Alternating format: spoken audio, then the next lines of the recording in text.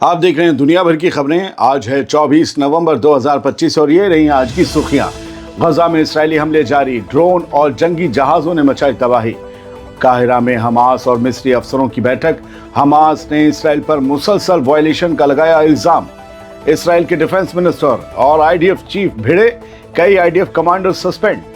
Beirut strike کے بعد alert, اسرائیلی فوج کو حزب اللہ کے ممکنہ جواب کا خدشہ۔ ایران نے دی بڑی وارننگ، کہا کمانڈروں کے قتل عام سے اسرائیل جلد اپنا انجام دیکھے گا۔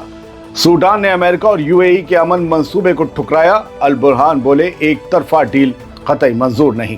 امریکہ اور یوکرین کا نیا امن فریم ورک، واشنگٹن بولا یوکرین کی مکمل خود مختاری ہوگی بنیاد۔ امریکی عوام نے ٹرمپ کی وینزویلا پر حملے کی پالیسی کی خارج، 70% امریکنز نے فوجی کارروائی کو کیا ریجیکٹ۔ اور پاکستان کے پشاور میں 3 suicide attack, F C headquarter پر حملے میں کئی کی موت۔ یہ تھی کچھ ہیڈ لائنز، ان کے علاوہ بھی ہیں کئی اہم خبریں۔ آزاد بول انڈیا میں آپ کا خیر مقدم ہے، میں ہوں عادل خان آزاد اور یہ ہے اسپیشل پرائم ٹائم شو دنیا بھر کی خبریں۔ تو چلیے شروع کرتے ہیں تفصیل سے خبروں کا یہ سلسلہ۔ غزہ میں آج صبح سے اسرائیلی حملوں کا سلسلہ جاری ہے، جس میں کم از کم 4 فلسطینی شہید ہو گئے، جبکہ جنگ بندی کے باوجود مختلف علاقوں میں گولہ باری اور فضائی حملے ہو رہے ہیں۔ مقامی سورسز کے مطابق اسرائیلی فورسز نے صبح کے وقت غزہ شہر کے مشرق میں الطفہ علاقے میں گھروں پر شدید فائرنگ کی۔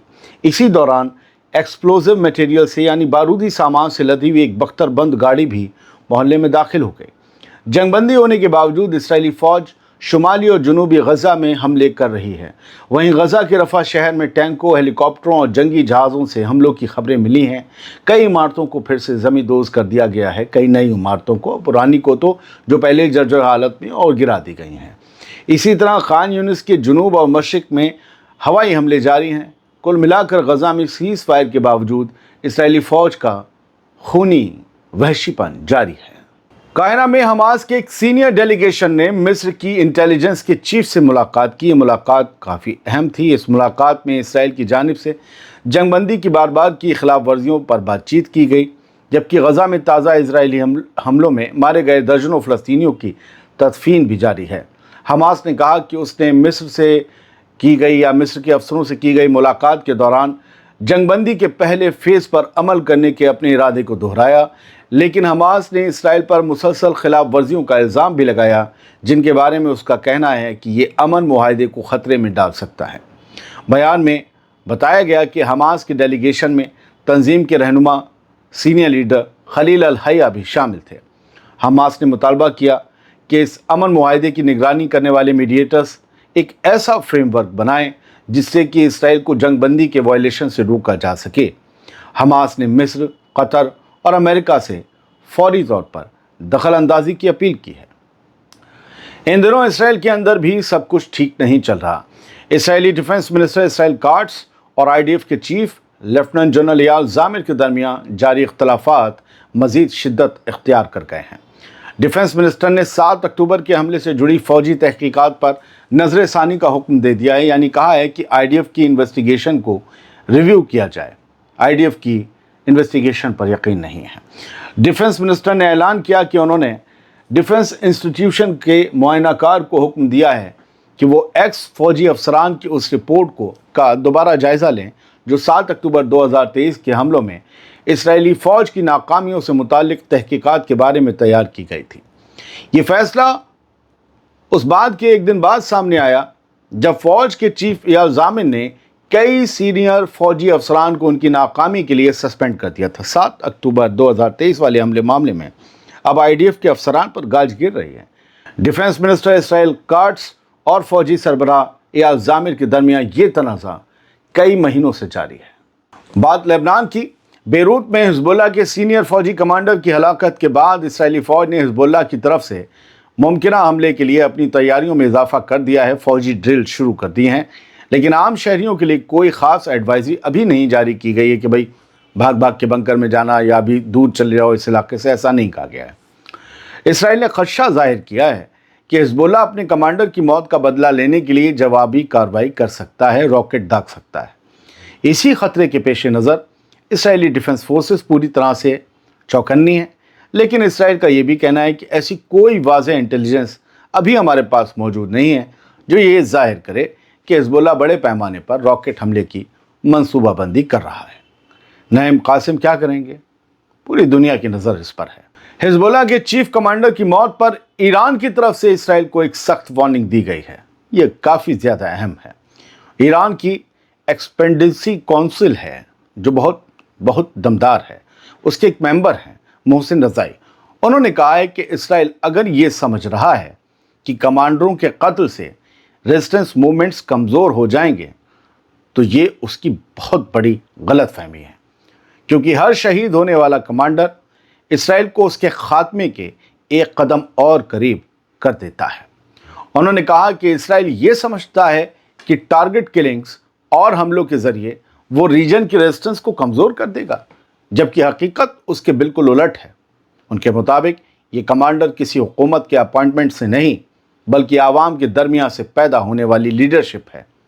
रज़ाई ने कहा कि लेबनान की resistance power Sayyed Hassan Nasrallah की मौत के बाद मज़ीद मजबूत हुई है। लेबनान के दारुल हुकूमत बेरूत में आज प्रोटेस्ट रैली निकाली गई, जिसमें लोगों ने इसराइली एग्रेशन की मजम्मत की और रेजिस्टेंस की हिमायत की। प्रोटेस्टर्स ने इसराइल के साथ रिश्ते बहाल करने की भी मुखालफत की जो उनकी हुकूमत करना चाहती है। मुजाहिरीन ने अमेरिका की लेबनान के अंदरूनी मामलात में इंटरफेयर की भी मजम्मत की और सरहदी इलाकों पर इसराइली हमलों और रोज़ाना की शहादतों को वॉर क्राइम करार दिया। अलमायदीन के मुताबिक एहतजाज में प्ले कार्ड पर लिखे स्लोगन में सबसे अहम स्लोगन ये था कि इसराइल के एग्रेशन से कोई भी कम्युनिटी महफूज नहीं है और उसके निशाने पर सिर्फ अरब या मुसलमान नहीं बल्कि सब हैं। सूडानी फ़ौज के सरबराह यानी चीफ जनरल अब्दुल फताह अल बुरहान ने अमेरिका और यूनाइटेड अरब एमिरेट्स के अमन मंसूबे पर ऑब्जेक्शन किया है। उन्होंने कहा कि सूडान किसी भी ऐसे पीस प्रपोजल को, ऐसे अमन मुआहदे को तस्लीम नहीं करेगा जिसमें एक तरफा फैसला किया गया हो। अलमायदीन के मुताबिक ये इजलास आला फ़ौजी अफसरान की मौजूदगी में हुआ, जिनमें मेजर जनरल और बड़े अफसरान शामिल थे। सोर्सेस के मुताबिक जनरल अल बुरहान का मकसद अमेरिका को वाज़ेह पैगाम देना था। अमेरिका इस वक्त डोनाल्ड ट्रंप के अफ्रीकी मामले के एडवाइज़र मसद बोलोस की निगरानी में क्वाड मीडिएशन प्रपोजल तैयार कर रहा है। इजलास में जनरल अल बुरहान ने साफ अल्फाज में कहा कि अगर यूएई यानी यूनाइटेड अरब एमिरेट्स इस मंसूबे का हिस्सा हुआ तो सूडान इसे गैर जानिबदार यानी न्यूट्रल नहीं समझ सकता, क्योंकि पूरी दुनिया देख चुकी है कि यूएई आरएसएफ की बगावत की और उसके बागियों की हिमायत करता रहा है।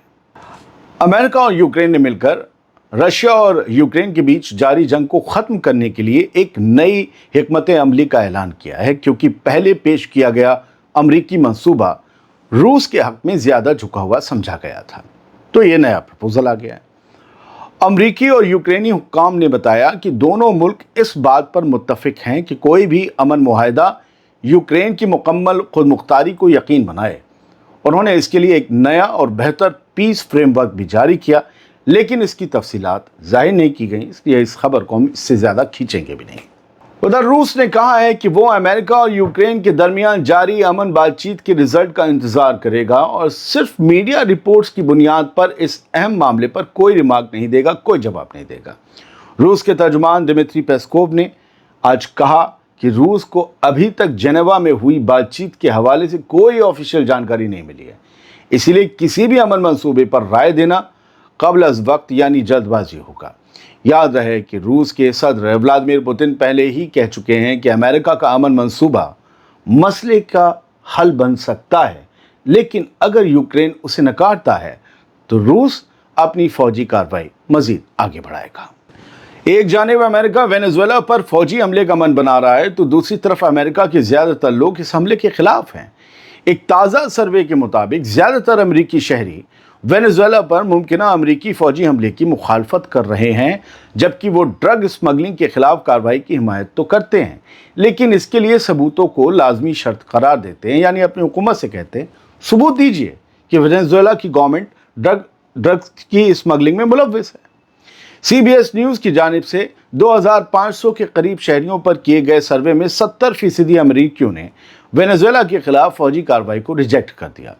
उसी सर्वे में 76% अमरीकियों ने कहा कि सदर डोनाल्ड ट्रंप की इंतज़ामिया इस मामले पर आवाम को अपना स्टैंड वाज़ेह तौर पर नहीं बता रही है। दूसरी जानिब वेनेजुएला के सदर निकोलस मादुरो कई बार खबरदार कर चुके हैं कि मुल्क को पिछले 100 साल की सबसे बड़ी अमरीकी दखल अंदाजी का खतरा है। इधर अमेरिका का दावा है कि वेनेजुएला ड्रग की स्मगलिंग रोकने में नाकाम है। पाकिस्तान के शहर पेशावर में आज सुबह 3 सुसाइड बॉम्बर्स ने एफसी यानी कि फेडरल कॉन्स्टेबलरी हेडक्वार्टर पर हमला किया। इस हमले में कम से कम 3 सिक्योरिटी पर्सनल की मौत हो गई और कई जख्मी हो गए। मकामी मीडिया रिपोर्ट्स के मुताबिक ये हमला एफसी हेडक्वार्टर की गेट पर किया गया। पाकिस्तानी न्यूज़पेपर डॉन के मुताबिक एक हमलावर ने गेट पर खुद को धमाके से उड़ा लिया, जबकि 2 हमलावर अंदर दाखिल होने की कोशिश करते हुए सिक्योरिटी फोर्सेस की फायरिंग में मारे गए। एफसी हेडक्वार्टर पेशावर के आबादी वाले इलाके में वाक़ है। एक खबर इंडिया से। बॉलीवुड के मशहूर एक्टर धर्मेंद्र अब हमारे बीच नहीं रहे। पिछले कई दिनों से मुंबई के ब्रीच कैंडी अस्पताल में उनका इलाज चल रहा था, फिर वो घर लाए गए और भी कई तरह की खबरें हैं। आज उन्होंने इस दुनिया को अलविदा कह दिया। मुल्क और दुनिया भर से लोगों ने उनको ट्रिब्यूट पेश किया, खिराज अकीदत पेश की। धर्मेंद्र को बॉलीवुड में ही मैन के नाम से शोहरत हासिल थी। वो न सिर्फ एक दिलकश हीरो थे, बल्कि उनकी शख्सियत में सादगी, मोहब्बत और शायराना दिल भी शामिल था, जो उनके फैंस को हमेशा याद रहेगा। धर्मेंद्र की आखिरी फिल्म 2023 में रिलीज़ हुई रॉकी और रानी की प्रेम कहानी थी, जिसे करण जौहर ने डायरेक्ट किया था। इन्हीं खबरों के साथ दुनिया भर की खबरों में आज के लिए बस इतना ही। खुश रहिए, सलामत रहिए।